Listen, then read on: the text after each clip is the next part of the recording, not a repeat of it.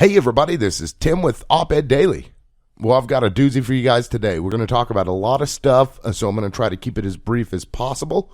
But here we go. First, I'm going to talk about the Bundy's Rebellion, and that's what I'm calling it. I haven't really seen anybody else call it that, but that's the term I'm going to coin, Bundy's Rebellion. That's what it is. And then I'm going to segue into the precursor for the Bundy's Rebellion, going back to Cliven Bundy, the father of Ammon Bundy, who's the leader of this rebellion going on currently, and his issue with the Bureau of Land Management. We'll talk about the history of that. And then I'd like to talk about the Native Americans and how they fit into all this, as well as the facts with the Constitution and how that kind of demolishes the arguments of Cliven and his sons and all of the other people that are taking part in this rebellion. All right, let's get started. We got a long ways to go. So, first of all, the Bundy's Rebellion.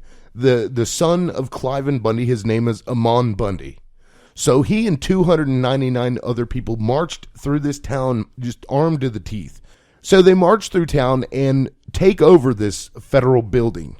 Now, it was abandoned. I don't think anybody was there. I'm pretty sure it was completely abandoned at the time. Is a federal wildlife building. So now they're sitting there and they're telling the news reporters and such that they are going to be there for months, if not years. However long it takes to get reparations for all the damage that the government has done to these poor white folk. That's the argument they're making. Now, why did this happen? What started this? Well, now we've got to talk about two individuals that aren't closely related to the Bundys, but in order to talk about Bundy's Rebellion, we have to talk about their initiating excuse for going in there and taking over this building. Dwight Hammond and Stephen Hammond. Dwight is the father of Stephen. Back in 2001 and 2006, they started fires on federal land, and they were convicted of arson for it 3 years ago. Their claim is that they started the fire in order to kill off an invasive plant species. They didn't want to lose their crops. That's their story, and they're sticking to it. Well, the judge either didn't buy it or he didn't care, so he charged them with arson anyway, like I said, 3 years ago. The father was given 3 months in prison, and the son was given a year in prison. So after all that was said and done, they come out, and then another judge comes back and says, hey, you guys cannot come out of jail because mandatory minimum sentencing laws dictate that you each have to serve 4 years for arson.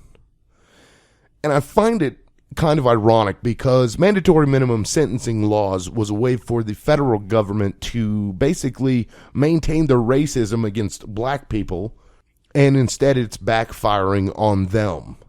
So that's kind of funny. You can disagree with me if you want. I'm sure I'll get some comments saying that that's not true, but it is. So anyway, let's continue. So they go back to jail. They turn themselves back into federal agents, and now they're in jail. But that's what sparked Ammon Bundy from coming out and saying, we're protesting against the prosecution. This is just horrible. This land is ours. That's their argument. That land is theirs. You see, the issue, and this goes with Ammon Bundy and his father, Cliven Bundy. The issue is that like 85% of Nevada and most of the western states, like the majority of the actual land mass of each of the western states, is owned by the federal government. So the land is federal land. And this is an issue for them. They don't think that that's fair. They think that the land needs to be given to the states. They claim that the Constitution gives them a right to the land, this, that, and whatever. They scream that they're constitutionalists. They love the Constitution. In fact, I believe their militia is called Citizens for the Constitution of the United States or whatever, some BS like that. But to me, if you're going to call yourself a constitutionalist, you should read the darn thing. Because there's a clause in the United States Constitution that basically negates their argument. It's called the Property Clause. Article 4, Section 3, Clause 2 of the United States Constitution says this, and I quote, The Congress shall have power to dispose of and make all needful rules and regulations respecting the territory or other property belonging to the United States, and nothing in this Constitution shall be so construed as to prejudice any claims of the United States or of any particular state. Now, I have to point out to you that when the Constitution was ratified, it was ratified basically surrounding the 13 colonies, the original 13 colonies. The Western states weren't obtained by the United States until much later in the U.S. history. It was never owned by the states. That land was never owned by the states, nor was it ever owned by the, quote, people of the U.S. Now, I will say that since the government is of the people, we the people, in order to form a more perfect union, yada, yada, yada, since that's the case, technically the people do own the federal lands. But this is a democratic republic, and we cannot forget that. Because we're a republic, we elect representatives to represent us in government. That's what a republic is all about. The democratic part comes from the fact that those representatives are supposed to pass legislation that the majority of their constituents want. So in order to change, or in order to get the government to transfer the land to the states or to whomever they want to transfer that land to, they have to go through the proper channels. They have to lobby their government. But they're not doing that. They've sparked a rebellion to try and force the government's hand, and it's not going to work. Now, here's another thing that I'd like to point out. And this goes back to Cliven Bundy's little run-in with the BLM. I'll explain that to you before I get into the rest of it. Cliven Bundy's family started ranching there, or at least started paying their permits back, I believe, in the 60s or early 70s. It was either mid to late 60s or early 70s. So for 2 decades or more, they were paying their permits every time it came due in order to graze their cattle on federal land. They didn't say anything about it before, but then somehow, some way, for some reason, in 1993, Cliven Bundy decided, you know what?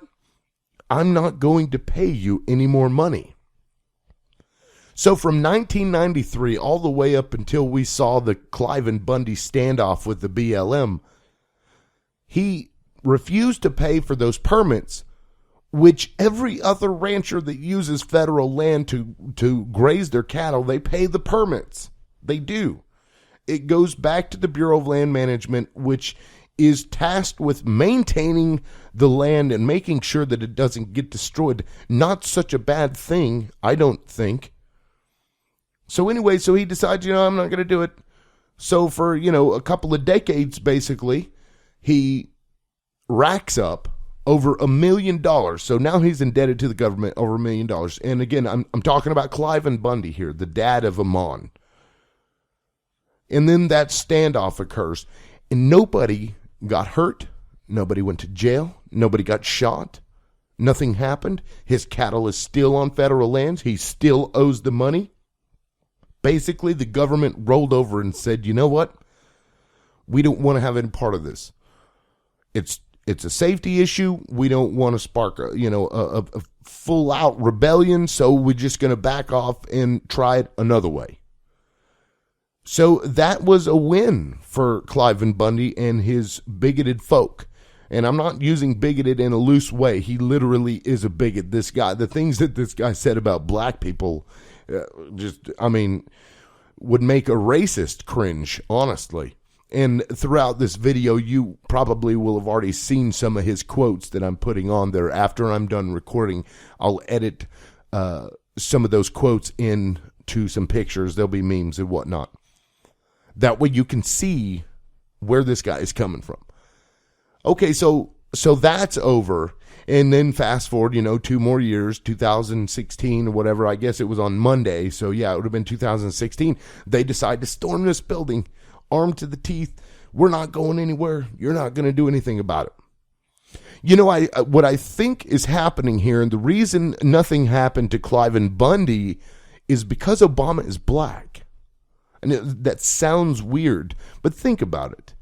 He's probably self-censoring his actions so that he doesn't come off as a racist, basically.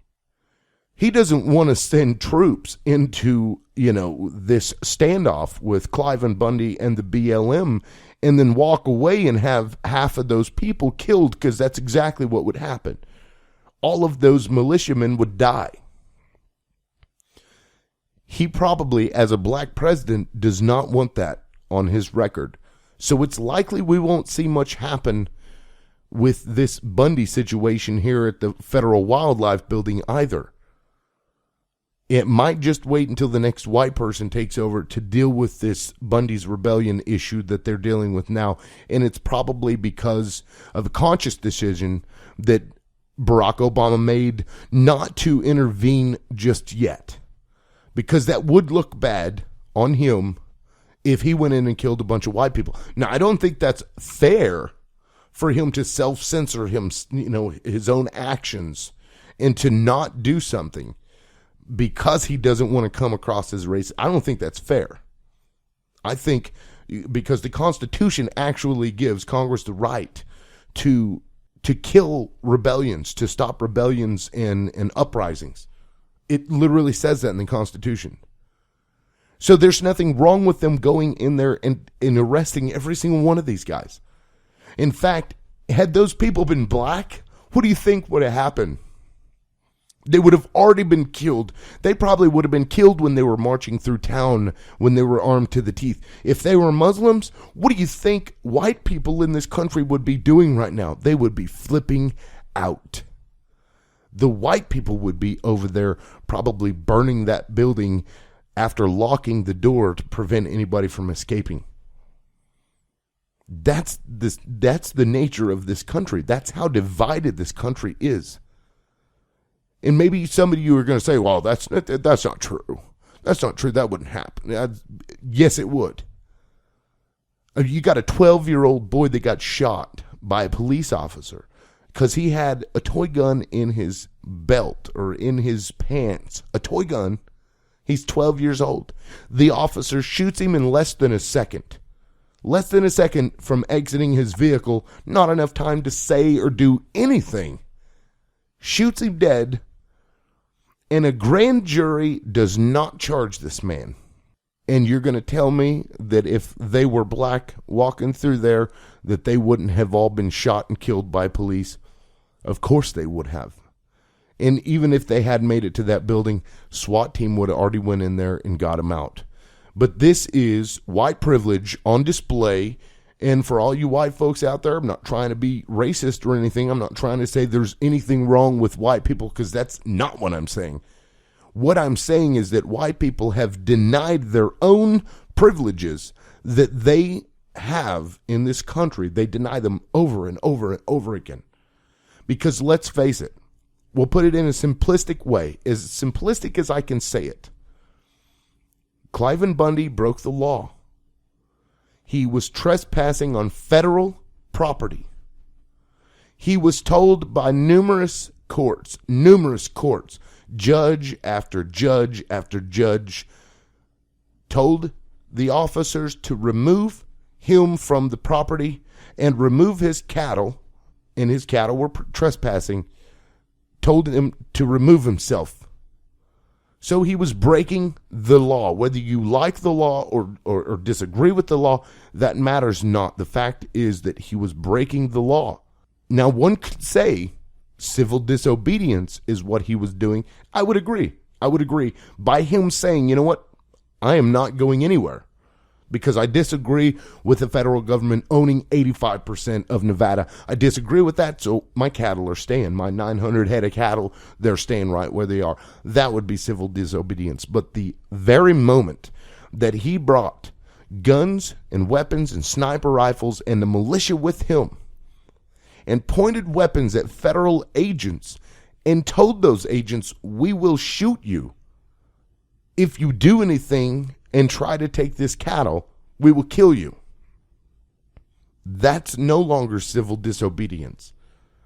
That right there is a terroristic threat. I really don't want to use the term, but from a historical perspective, what they are doing is a terrorist action. What they are doing is terrorism. In fact, these people, this same group of people, were going around town stopping people, driving through towns in that area. They were stopping people. They were basically bombarding these churches with all of these armed individuals, either protecting Cliven or whatever they were doing. But a lot of people were afraid in the community. A lot of people stopped going to church because they didn't know if they were going to make it out alive or not. Seriously. When you have a community of people that are afraid, it becomes an act of terrorism. And that's exactly what this is, but nobody's going to call it that. The mainstream media is not going to call it that. Why? Because these are white, Christian, constitutionalist Republicans. And another thing I'd like to mention is that Republicans were behind Cliven Bundy 100% of the way until he opened his bigoted mouth and started making racist comments. That's when they tucked tail and ran as fast as they could the other direction. The Republican Party, by and large, are full of racist people, prejudiced people. There is a difference between the two. The Republican Party is just ate up with it. But they don't want to be labeled as a racist, so they took off running the other way. They weren't going to have any of that. And I thought that was funny. He got all excited. He's like, oh, man, I got all these people behind me. I'm just going to open my mouth and just say whatever. Yeah, I guess he was trying to be Donald Trump, but I guess the American community wasn't quite ready for Donald Trump. But then again, the Republican Party is not fully behind Donald Trump either. At any rate, to get into the Native Americans and how they fit into this, Cliven Bundy keeps arguing, my people were here, back in the 1850s. My family has been ranching here since the 1850s, even though he didn't actually move over in that area until like the 1960s. But still, you know what, we'll give him that one. Your family's been here since 1850. Okay, great. Well, let's look at it from, factual perspective here. It was never the state's land. It was always the federal government's land. The moment they purchased it, it was the federal government's land. The Constitution gives the government the right to maintain, to restrict, to regulate, to do whatever with that land that they seem fit. They don't have to transfer it. They don't have to get rid of it. They don't have to sell it. They can keep it and maintain it with the Bureau of Land Management. They have that right as per the Constitution. You can't argue any other way. You cannot. But if that land is to be transferred to anybody, it doesn't go to the state. It goes to Native Americans. And why? Because they are the rightful owners of all of that land. In fact, any federal land across the United States, if it's ever transferred, should be given back to the Native Americans to make up for all of the broken treaties that the U.S. government and as well as the American people have made with the Native Americans. That's just the right thing to do. Whether you agree with that or not, I don't really care, because that's the right thing to do. They had the land first. If you're going to return it to anybody, you're going to return it to them. So I'm sorry, Cliven. Even if the federal government decided it was time to give up that land, it needs to go back to the Native Americans, and you wouldn't get it anyway. Sorry. No dice for you. Anyway, that's the story of Bundy's Rebellion. We'll see how it unfolds. And just to let you know, the Hammonds, Dwight and Stephen, they have both come out and denounced this Bundy's Rebellion. I just want to make sure that's clear. The reason for Ammon coming out and taking over this federal building was Dwight and Stephen's, prosecution and imprisonment. they have come out and said, we don't agree with what they're doing. We aren't any part of that at all. So that also is fairly ironic. And since they're both in jail and there's nothing that the Bundys are going to be able to do about it, they've since changed their tune from, oh, we were protesting the imprisonment, and now it's basically just give us the damn land or we're going to take over all of your stuff. And as Sheriff David Ward in the area said, there were a lot of individuals in that group that they had no intention of caring about Dwight and Stephen Hammond. What they cared about was taking over county and federal buildings and sparking a movement across the United States.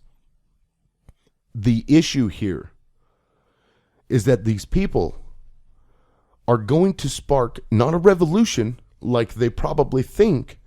They're going to spark a civil war. It's going to be white, racist, bigot Christians against everybody else, essentially. And just like the Civil War, they will lose. When you are in the wrong, most of the time, you will lose. And hopefully, that's the way it ends up. But you know what? We don't need to go down that road. That's why people need to denounce what they're doing. And the only way that you can intelligently denounce what they're doing is by understanding that they are wrong. They're wrong legally, they are wrong from a moral perspective, and they're wrong from a patriotic and nationalistic perspective. The Constitution gives the government the right to maintain that land. They don't have to give it back to the state. It was never the state's to begin with. Why would they give it back if they don't have to? 2, the government has a duty to take care of that land. That's why the permits are in place. Because if you were to say, okay, everybody, since the government is of the people and this is federal government land, everybody can move out there and everybody can bring their cattle to graze and everybody can do this. Just think if everybody did that. That land would be completely destroyed probably in less than a decade. So we can't do that. That's what the permits are for. They're basically deterrents for everybody, grabbing all of their cattle and moving on over there to Nevada or wherever federal land is. There is a duty to protect land in whatever way that you can, because people, unfortunately, will destroy everything that they touch. And that's why it's also important to give it back to the Native Americans if it ever does transfer, because the Native Americans, if allowed to live in the way that they did before, they worshiped the land. They took care of the land. That was their religion, was the land. We take care of the land takes care of us. It's a symbiotic relationship. I don't own the land doesn't own me. Everybody is good. We take care of you. We leave everything the way it's supposed to be. We live within the means of our environment, and that was the Native American way. And that's the way it should be, honestly, with everything. But anyway, I'm done with my rant for now. I'm sorry it went over a little bit longer than I thought it would. Tried to keep it brief, but, hey, I get it. This is a big deal, and this will be in the history books, in 10, 15 years. Kids that didn't deal with this will be reading about it in their textbooks. So pay attention, and we'll see how it unfolds. Hit the like button if you like it, and please share this video and get the word out so that people actually understand what the Constitution says about this thing. This is Tim with Op-Ed Daily. Peace out.